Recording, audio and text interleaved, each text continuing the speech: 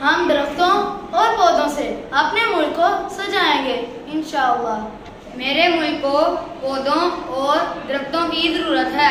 आइए बीमारियों के खात्मे और सेहतमंद जिंदगी गुजारने के लिए पौधे लगाएं। मैं इस साल 10 पौधे लगाऊंगा और उनकी हिफाजत भी करूंगा इंशाअल्लाह। दरख्त और पौधे हमारी अच्छी सेहत के ज़ामिन हैं।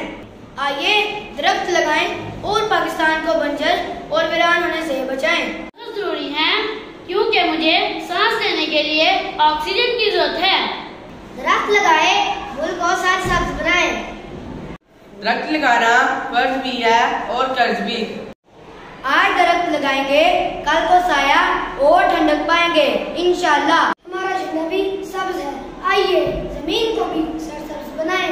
दरख्तों के बगैर अच्छी सेहत नामुमकिन।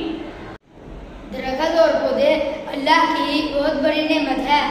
हम पाकिस्तान को रेगिस्तान नहीं बनने देंगे इंशाअल्लाह। आइए जमीन में, गमलों में, प्लास्टिक के पुराने बर्तनों में और प्लास्टिक की बोतलों में पौधे लगाएं।